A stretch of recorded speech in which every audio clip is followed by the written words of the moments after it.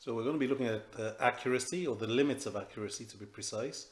So we're going to be looking at what's known as error bounds. So hit pause, copy the lesson objective down. Once you've done that, hit play, and we're going to move into a starter.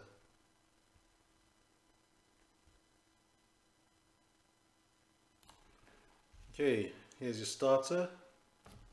4 questions. Hit pause, off you go. When you're done, hit play, and we'll go through them.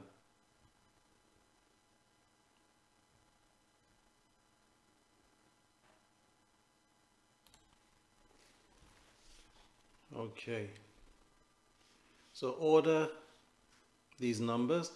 Now it hasn't said in ascending or descending, but we're going to go for ascending. So smallest one, correct, minus 15. Then we've got minus 12. We've got minus 3, 0, and 3. Okay, question 2. The cost of hiring a plumber is given by cost equals number of hours times 11 plus the standard charge. So as always, we write the formula down. C is equal to N times 11 plus SC. Find the cost of 4 hours work and a standard charge of £15. So C is going to be equal to, N is the number of hours, 4 times 11 plus 15. We work that out, and that gives us £59. Part 2, find the number of hours if the standard charge is 20 and the cost is £75. So they've changed it around, N times 11 plus SC. So we got 75, so we sub in what we know is equal to N times 11 plus the standard charge, which is 20. Okay, so if I just change color, it's plus, we've got an equation here. So we've got our plus 20 on this side of the equal sign. We can float it across the equal sign. Plus 20 becomes minus 20, so we got 75. Oops, forgot to change back to red. So we've got 75 minus 20 is equal to N times 11. 75 minus 20 is 55, which is equal to N times 11. To get the the N on its own, we take the 11, it's times on this side, so it becomes divide once it crosses the equal sign. So we've got 55 divided by 11 equals N equals 5. 5 equals N, or N equals 5. Okay, good. We try to keep the equal signs in a straight line. You'll be better off in your book than I am. Question 3, 0.5 times 0.1. We've got to be careful. Okay, so we can do the 5 times 1. 5 times 1 is 5. For the decimal place, we've gone forward 1 here and another 1 here, so 2 in total. So we've got to move the decimal place back twice. 1, 2, it ends up here. So it's 0.05. Okay, complete the statement. 1 kilogram equals, now you've got to know these conversions. They're not given to you in the exam. 2.2 pounds. So 20 kilograms means we're going to multiply 2.2 by 20. Multiply by 10 first, gives us 22. And then multiply it by 2, so 44. Okay. Hit pause, make your corrections. Don't drag it just yet. I've got a couple more questions for you. Okay, 2 more questions. Hit pause, off you go. When you're ready, hit play.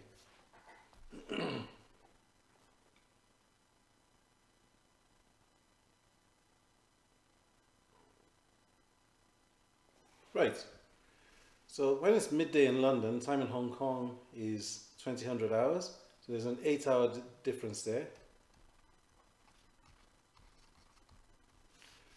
Jay catches a flight from Heathrow at 0200 hours. Journey takes 8 hours and 20 minutes. What's his estimated arrival time in Hong Kong? So they want the time actually in Hong Kong minutes and hours. So if he leaves at 0200, and it's going to take him 8 hours and 20 minutes. He's going to arrive at 10:20, but that's London time. To convert it to Hong Kong time, we've got to add another 8 hours on, and that gives us 1820, which is Hong Kong time, or 6:20. But remember, if you're going to write 6:20, you've got to write PM then. Okay. And a bit of algebra as a finish. Just switch colors. 4x plus 7 equals 35. So we want to get the x on its own, so we can put a bubble around the plus 7. It floats over, becomes minus 7 on the other side. So if we change back, 4x equals 35 minus 7. So 4x is equal to 28. To get the x on its own, we take the 4 down the escalator. Okay, it's times on this side, 4 times x. So when it crosses the equal sign, it becomes divide, the opposite of times. So we end up with x is equal to 28 divided by 4, so x is equal to 7. Hit pause. Now I want you to make corrections, but I also want you to rag your work and leave me with some comments then, so I know how you've done. Okay, once you've done that, hit play, and we're going to look at error bounds. Okay, so to introduce error in measurement, I've got these 6 strips here, A, B, C, D, E, and F, and what we're trying to find out is which one of them is, we can say, is 2 centimeters to the nearest centimeter. Well, if you look at the first one, A, that's less than 2.5, so I'm quite happy with that. I'm going to tick that and say that's 2 centimeters. When I look at B, that's even closer to 2. It's less than 2.5, so I'm happy with that. Looking at C, if I draw it down, that's less than 1.5, so that's not going to be to the nearest 2. That's approximately 1 rather. D, that's more than 1.5.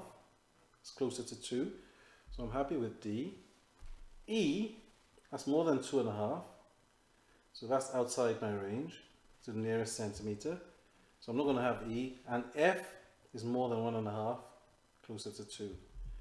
Okay, so what we're looking at there, these measurements are which ones are, we can say, are 2 centimeters, and as they are between 1.5 and 2.5 to the nearest centimeter, that's a centimeter. From 1.5 to 2.5, we can say they are measured as 2 centimeters, and that's what we're going to be looking at today. Okay, so from 1.5 to 2.5, we can say to the nearest centimeter, these ticked measurements measure as 2 centimeters. Okay. Now what we're trying to establish here is that whenever you measure these things, they're always to the nearest. Whatever you measure, they're never precisely bang on. If we take the measurements and make them smaller, so if we go, instead of 1 centimeter, we call this 0.1 of a centimeter, 0.2 of a centimeter, 0.3. And these measurements, we're looking at them to the nearest 10th of a centimeter. Okay, so to the nearest 10th, again, these are close, but they're between 0.15 and 0.25 centimeters. So that's what we're trying to establish, is that we can say measurements are approximately these measurements, but they're never really spot on, because there's always this error of measurement. Okay, let's have a look at an example, and I think that will hopefully clarify. But one thing before we move on, because we said to 1 centimeter, if I just go back, because we said to 1 centimeter, we've got to the nearest, 2 to the nearest centimeter, we go from 1.5 to 2.5. And that's what we're trying to establish now. Right, so let's have a look at an example. Okay, so let's have a look at this measurement. All measurements are approximations, okay? Every single measurement is an approximation. And they're accurate then to the nearest half, plus or minus a half, as stated. So this guy is running a marathon, half marathon rather, and he's won it in an hour and 42 minutes. To the nearest minute, find the longest and shortest possible times he could have taken. Okay, so to the nearest minute, that means we're going to go, in a minute is 60 seconds. Oops, don't know what happened there. 1 minute equals 60 seconds. So what we're going to do is, to the nearest minute, we go up half a minute and down half a minute. So we can say that the longest and shortest possible times, so the maximum time is going to be 1 hour, 42 minutes and 30 seconds. That's the nearest minute. But we can say then as well, the minimum time is going to be 1 hour, 41 minutes and 30 seconds. And you can see 1 hour 42 minutes falls exactly in between. So we can say anything between those two times is going to be 1 hour 42 minutes. Let's have a look at one more example. Here we've got this package. It's weighed in at 675 grams to the nearest 25 grams. Nearest 25 grams. So we've got to take that 25 grams. I want to find the maximum min, and we halve it. So 25 grams, we can go up 12.5 grams and down 12.5 grams. And that's where our error of this measurement comes in. So we can say that the maximum weight is going to be 675 plus 12.5.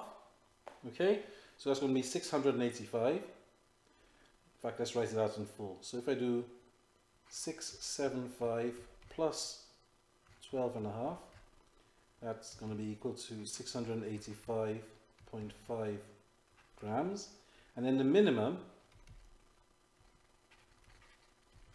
that's equal to 675 minus 12.5. And that gives us 662.5.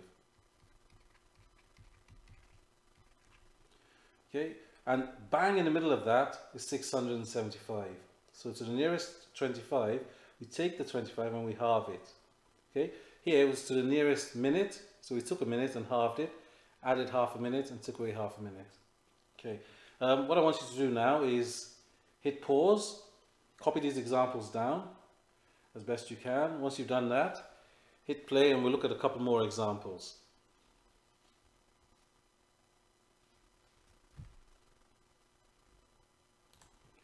Okay, let's have a look at this example here. Okay, so we've got this athlete. He's a long jumper and he's jumped a distance of 6.93 meters to the nearest centimeter. Okay, 6.93 meters to the nearest centimeter. Find the maximum and minimum. That's what we're looking for today. It's just the maximum and minimum. Now, if he jumps 693 meters, so if we have 6.93 meters, that's the same as 693 centimeters. Okay. Now to the nearest centimeter means that we can go up half a centimeter and down half a centimeter. So the maximum is going to be equal to 693.5. It's up half a centimeters. That's equal to 6.935 meters. And the minimum is going to be equal to 692.5 centimeters, which is equal to 6.925 meters. So we can go up half a centimeter, down half a centimeter. So I'll look at one more example then. Temperature this time. Okay, so we're looking at, let me just change color. Temperature of some hot water is measured as 97.7 degrees Fahrenheit to the nearest tenth of a degree. Find the maximum and minimum temperature for the water. So we're looking for max and min to the nearest tenth of a degree. Nearest tenth of a degree means we can go up 0.05 of a degree, and we can go down 0.05 of a degree. Okay, so it's the nearest tenth of a degree. Make sure we read that in full. Tenth of a degree. So our max is going to be 97.7, and we add on 0.05, which gives us 97.75 degrees Fahrenheit. And the minimum is we take away from 97.7 0.05 of a degree, so that gives us 97.65 degrees Fahrenheit. Okay, so those are two examples. Again, hit pause, write them down. Once you've done that, I've got a couple of questions for you to attempt.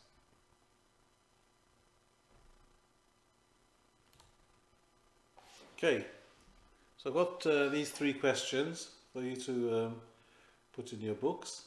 So what I want you to do is write classwork. Once you've done that, have a go at the three questions. When you're ready, hit play and we'll go through the questions together.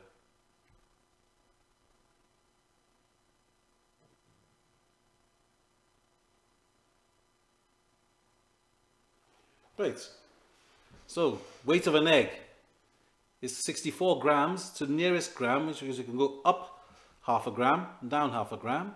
So our maximum should be 64.5 and our minimum should be 63.5 grams. Okay. The time of this race here is 23.4 seconds. It's the nearest tenth of a second.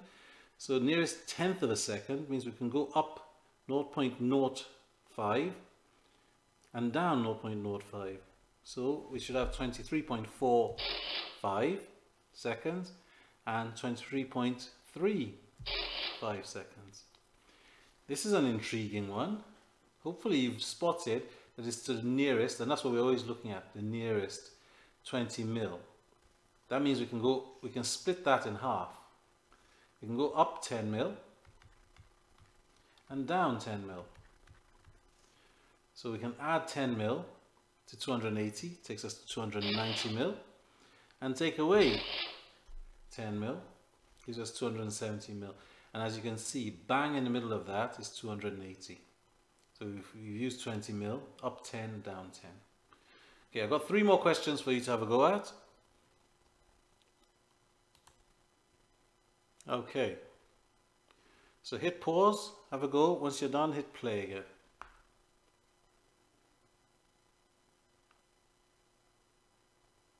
Alright, oil in a barrel, 56.68 litres to the nearest centiliter. So that means we can add 0.005 of a litre on. So we should have 56.685 litres, and then down 0.005. So we should have 56.675 litres. Okay, bang in the middle there is 56.68. Here, the height of the Eiffel Tower to the nearest meter, we're always looking for that nearest. When we're looking at error bounds or errors in measurement, the nearest tells us that it's going to go up half a meter and down half a meter. So the maximum is going to be 320.5 and the minimum 319.5. And question 6, the temperature of 60 degrees to the nearest 2 degrees. So because it's the nearest 2, we split that into 2. That means it goes up 1 degree and down 1 degree. So that's a nice, simple one, straightforward. Goes up 1 degree and goes down 1 degree. And 60 is in the middle of those two. Okay, so what I want you to do now is to make any necessary corrections with your work.